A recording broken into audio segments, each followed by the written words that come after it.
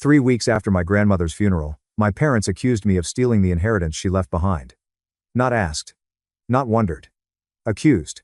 My mother sat across from me at the dining room table, crying into a tissue like she was the victim of something I had done. My father stood by the window with his arms crossed, staring at me like I was a stranger who had broken into his house.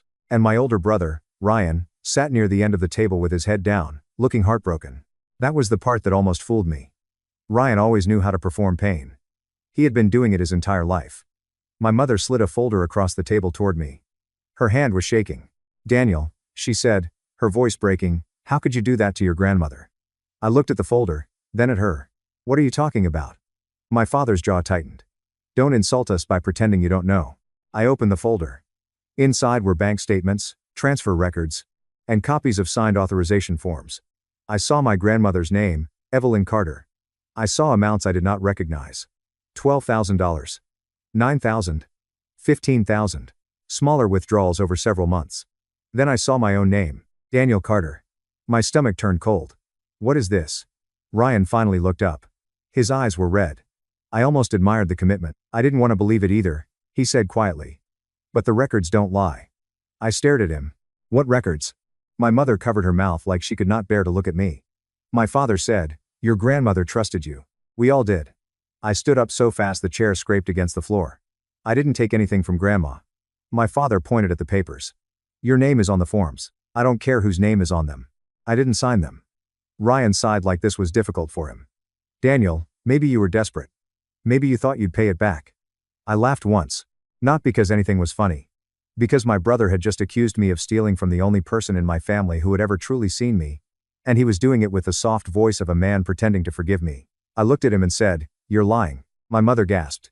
"Do not turn this on your brother." And there it was. The family reflex. Ryan could accuse me of robbing a dead woman, but I was the rude one for questioning him. "My name is Daniel Carter. I was 34 years old when my family decided I was a thief. Before that day, I thought I understood my place in the Carter family. Ryan was the golden child.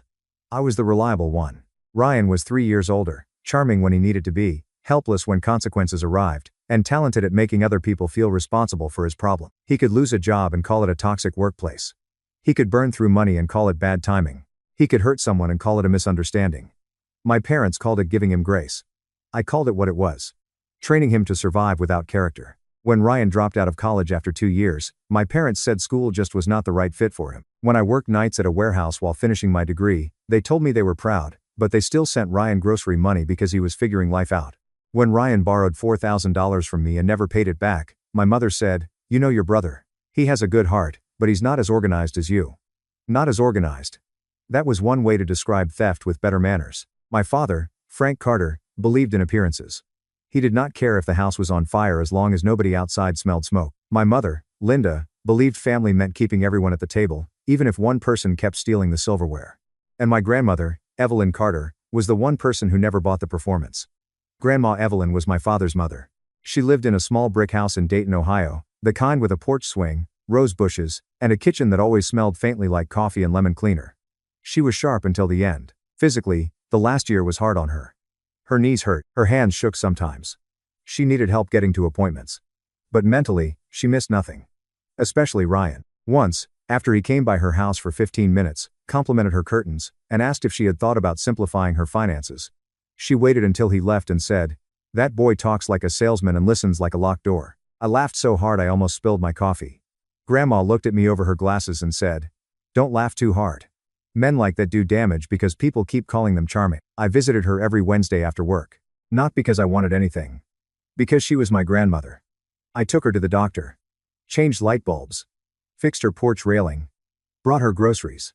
Sat with her during storms because she hated thunder but would rather bite her own tongue than admit it. Ryan came around when he needed money or when my parents reminded him holidays existed. But somehow, even after years of that, my family still treated us like equals. Actually, no. That is not true. They treated Ryan like someone who needed help and me like someone who owed it. A few months before she died, Grandma Evelyn told me something I never repeated. We were sitting in her kitchen. She was drinking tea. I was fixing the loose hinge on the cabinet near the sink. She said, "Daniel, I changed my will." I looked over my shoulder. "Grandma, I don't need to know that." "I know you don't need to. That's why I'm telling you." I tightened the screw and said nothing. She continued, I left something for your father. I left something small for Ryan. But the house and most of the investment account are going to you. I nearly dropped the screwdriver. Grandma. No. Yes. That's going to cause problems. She smiled. Most honest things do. I sat across from her. Ryan will lose his mind. Ryan has been losing his mind since 1994. That is not my legal concern. I smiled despite myself. She reached across the table and touched my hand. Your brother knows how to ask. You know how to show up. That line stayed with me.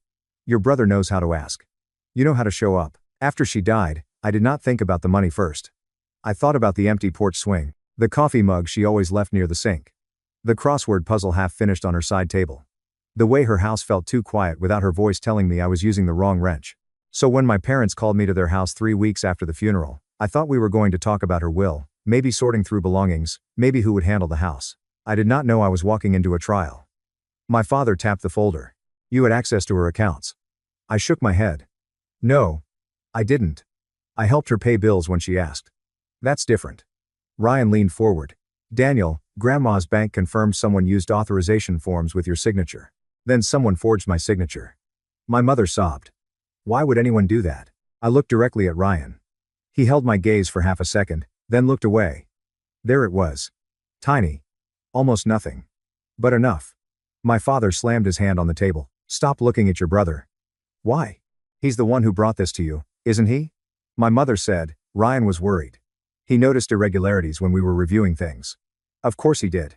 Ryan always appeared right when there was credit to claim or blame to move.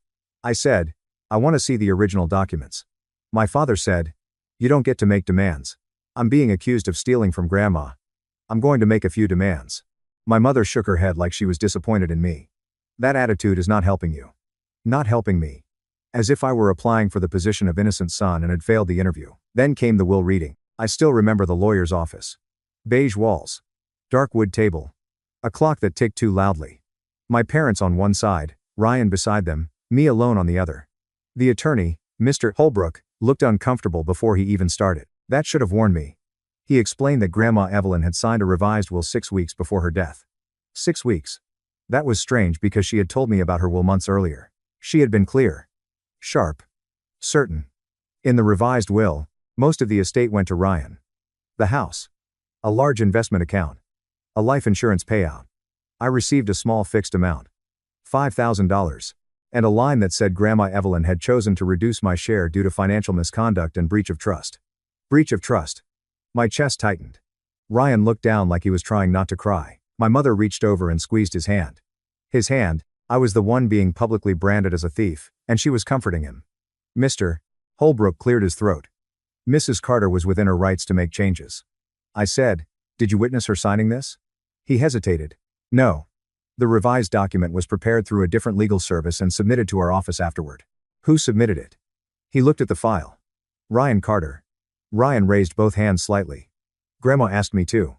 I turned to him. She asked you? She said she didn't want drama. I almost laughed. Grandma Evelyn loved clarity more than comfort. If she wanted something done, she told you straight to your face and then reminded you twice in case you were slow. My father said, don't start. I looked at him. You don't think it's strange that Grandma supposedly changed everything 6 weeks before she died and Ryan is the one who brought in the new will? My mother's eyes hardened. She changed it because she found out what you did. I didn't do anything. Ryan finally spoke. Then why would she write that? I looked at him. Because someone wanted her to. The room went cold. My father stood. That's enough.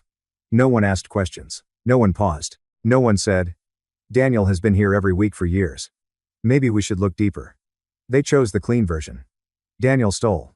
Ryan discovered it. Grandma punished Daniel. The end. It was easy. And my family had always preferred easy lies over difficult truth. After that, I was erased.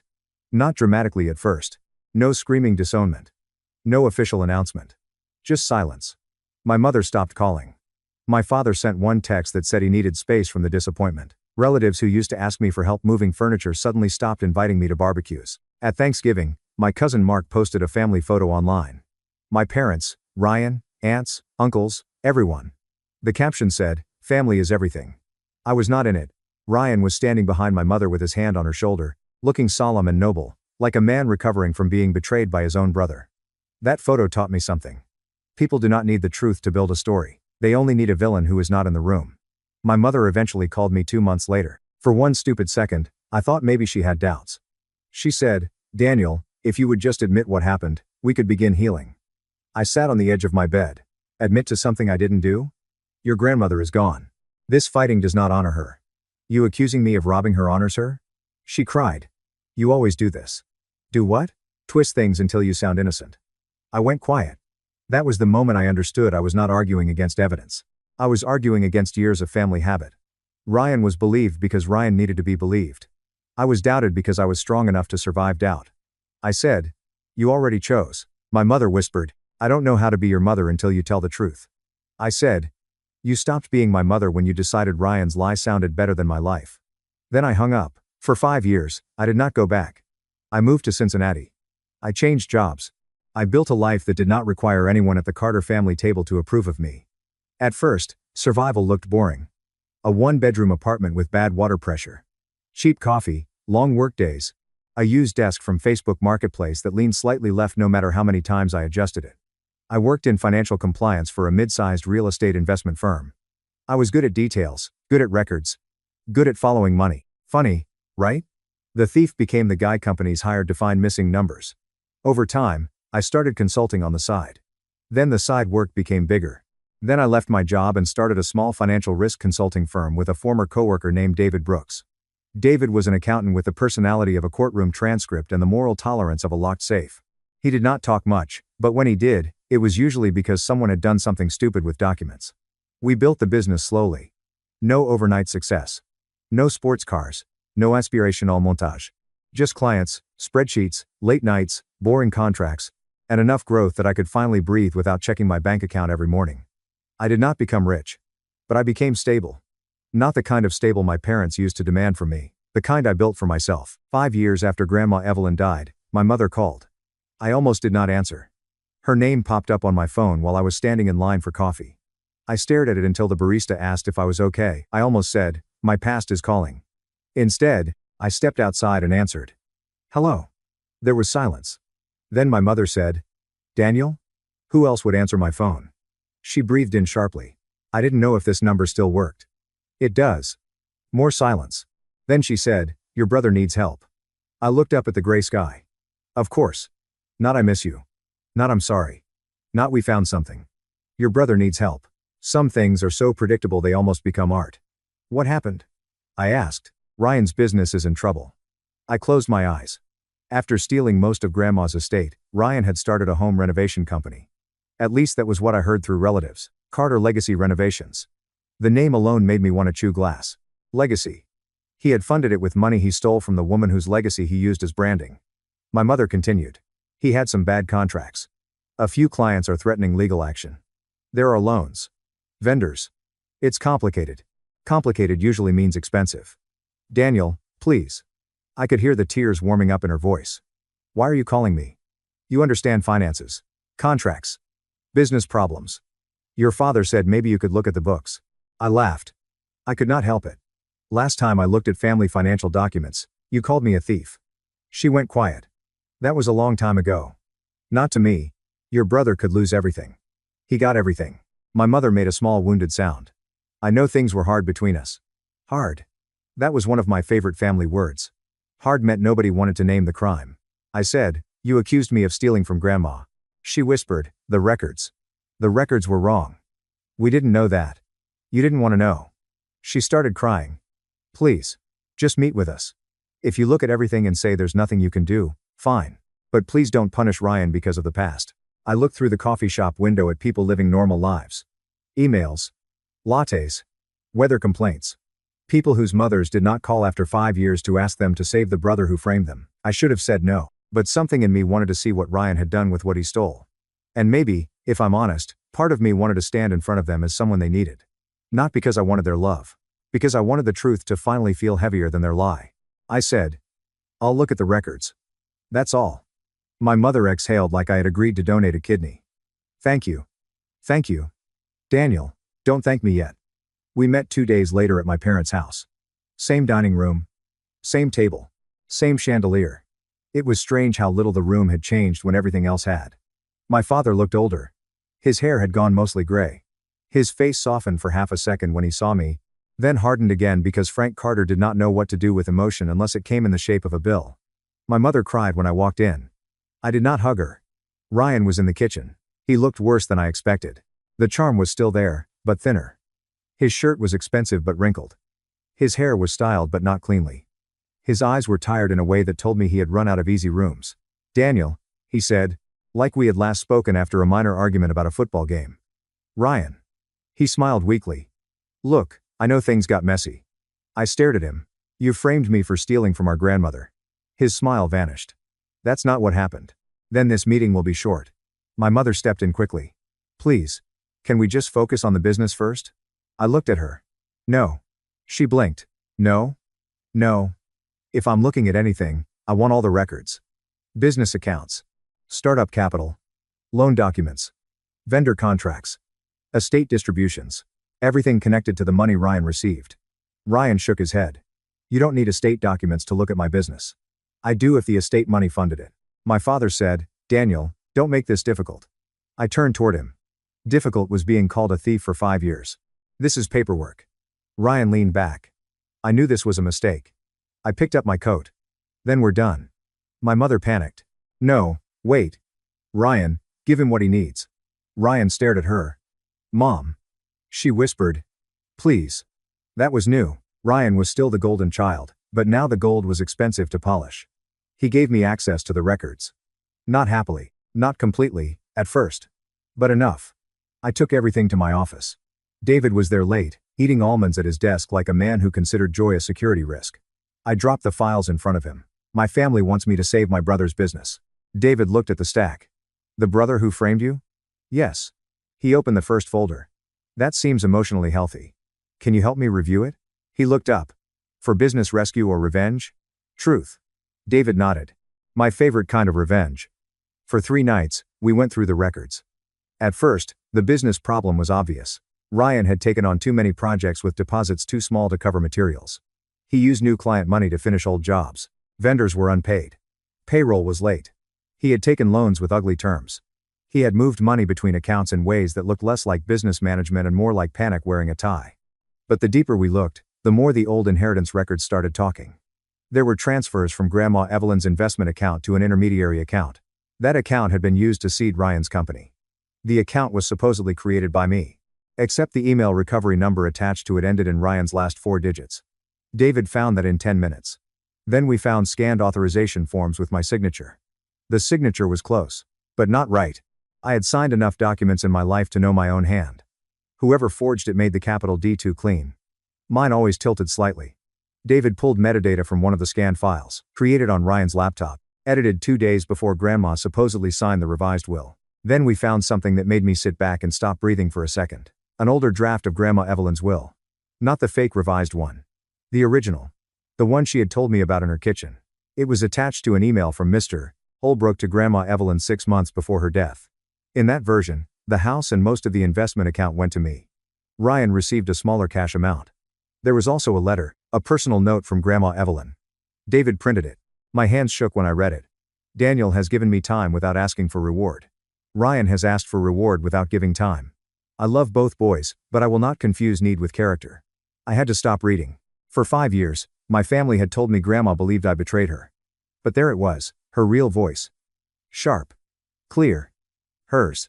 David said quietly, "Daniel, this was not your grandmother changing her mind.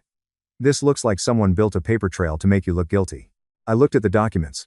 Ryan had not just stolen money. He had stolen my grandmother's final act of trust. That did something to me. Not rage. Something colder. Cleaner. I called Aunt Margaret the next morning. Margaret was Grandma Evelyn's younger sister, 82 years old, and mean in the useful way. She had not been close to my parents after the funeral. I always suspected she knew something smelled bad, but I had been too ashamed to call her back then. When I told her what I found, she was silent for a long moment. Then she said, "I wondered when that boy's lie would start rotting through the floorboards." I almost laughed. "You knew?" "I knew Evelyn would never cut you out like that. She told me more than once you were the one she trusted." My throat tightened. "Why didn't you say anything?" "I did. Your father told me grief was making me confused. Your mother told me not to poison the family. Ryan cried in my living room and said he hoped one day you would admit the truth." I closed my eyes. "Of course he did." Margaret's voice hardened. "You bring me whatever you need signed." I am old, Daniel, not dead. I remember plenty. The family meeting happened the following Sunday. My mother called it a business meeting.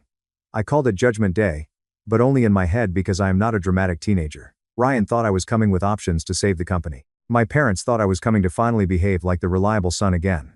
I came with 2 folders. One blue, one red. The blue folder held the business analysis. The red folder held the truth. We sat at the dining room table. Ryan looked nervous but hopeful. My mother looked like she had been praying all morning. My father looked exhausted. I placed both folders on the table. My mother reached for my hand. Daniel, before we start, I just want to say how grateful we are that you're here. I moved my hand away. Don't be grateful yet. Ryan forced a laugh. Still dramatic. Huh? I looked at him. You're going to miss that joke in about 10 minutes. His smile faded. I opened the blue folder. Your business is insolvent. You owe vendors more than you can pay. You use deposits from new jobs to finish old jobs. Your loan terms are predatory. If 3 pending clients sue, you are finished. Ryan's face went pale. My father rubbed his forehead. Can it be saved? Yes. My mother gasped with relief. Then I closed the blue folder. But I'm not saving it. The room froze. Ryan stood. What the hell? I opened the red folder. Before anyone asks me to save what Ryan built, we need to talk about what he built it with. My mother whispered. Daniel. No, you asked me here for my professional opinion. Professionally, the business is dying. Personally, it should. Ryan snapped, you bitter son of a. I placed the first document on the table. This is the original will Grandma Evelyn prepared with Mr. Holbrook. The one she told me about before she died. My father leaned forward. His face changed as he read. My mother stared at it. Ryan did not move. I placed the second page down. This is her note explaining why she left the house and most of the account to me. My mother started crying. Not loudly. Quietly this time. That was worse. I placed the forged authorization forms beside them. These are the documents used to make it look like I stole from her. Ryan said, you can't prove they're forged. I looked at him. Actually, I can. I placed the metadata report down. Created on your laptop. His mouth opened, then closed. I placed the account record down. The recovery phone number on the account used to move the money matches your number. My father looked at Ryan. Ryan? Ryan said nothing. I placed the final document down. Aunt Margaret is prepared to give a statement. Grandma told her the same thing she told me. She never believed I stole anything. She never intended to cut me out. My mother put a hand over her mouth. My father sat back like someone had removed the bones from his body. Ryan finally found his voice. I was desperate. There it was. Not denial. Not confusion. Desperate. My mother let out a small sound. Ryan looked at her. I was in debt.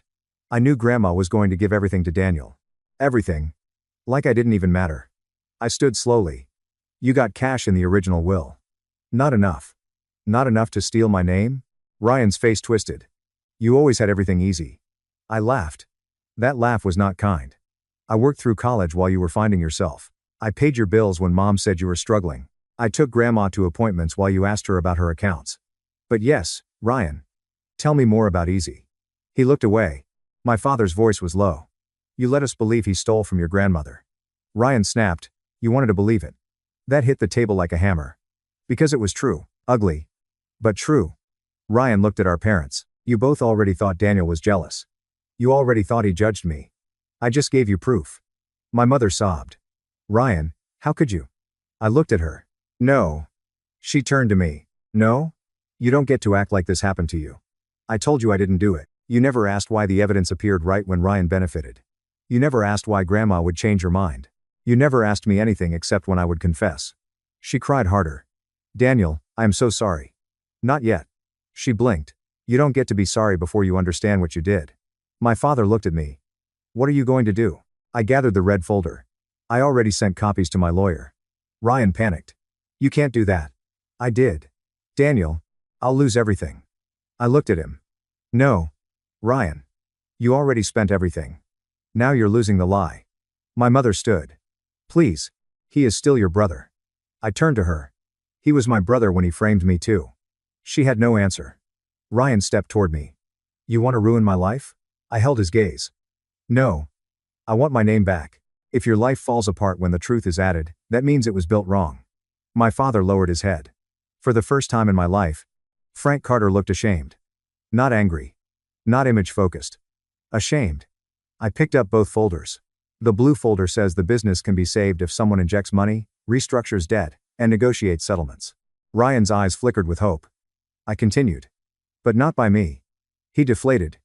The red folder explains why. I left it on the table. Then I walked out. This time, no one stopped me. The legal process took months. It was not clean. Real life rarely is. Ryan's lawyer tried to argue that he was under stress, that Grandma Evelyn had verbally expressed concern about me, that the transfers were misunderstood. It fell apart quickly. Documents are patient, they do not get embarrassed. They do not cry at dinner, they just sit there until someone reads them honestly. Ryan settled before criminal charges became unavoidable. Part of the estate was recovered. The house had already been leveraged, but there was enough value left that my attorney negotiated compensation. I did not get everything Grandma intended. Money disappears faster than truth. But I got enough. More importantly, the formal record changed. My name was cleared. Relatives who had avoided me started calling. Aunt Karen cried and said she should have known better. Cousin Mark sent a long text apologizing for believing Ryan. My mother wrote letters. So many letters. The first one said she was sorry. The second said she missed me. The third said she and my father wanted to rebuild.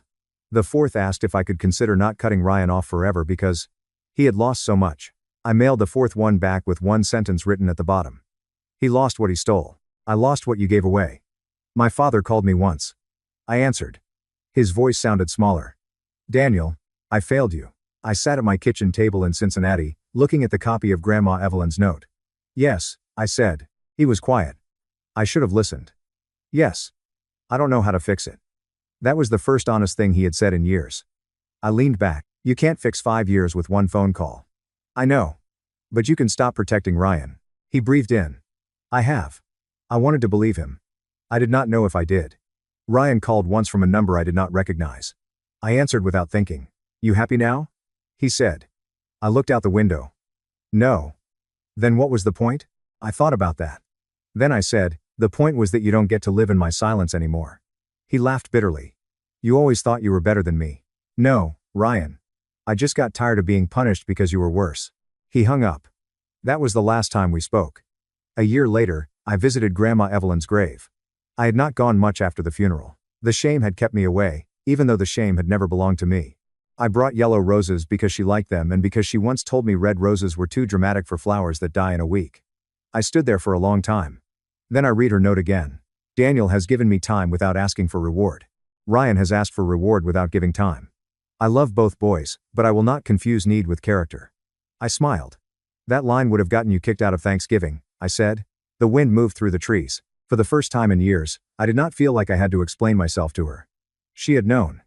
That was enough. So, Ata for refusing to save my brother after he framed me, stole my inheritance, and let my parents believe I betrayed our grandmother? Maybe some people will say I should have helped him anyway. Maybe they will say family is family. Maybe they will say he made a terrible mistake and I should have been the bigger person. But my brother did not make a mistake. He built a lie. He signed my name to it. He let me live under it for 5 years while he spent the money and accepted my mother's comfort.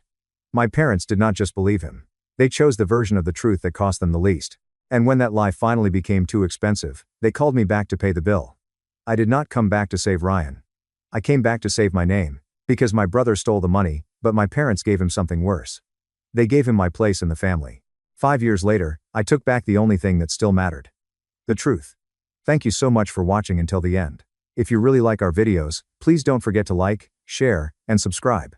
Have a great day.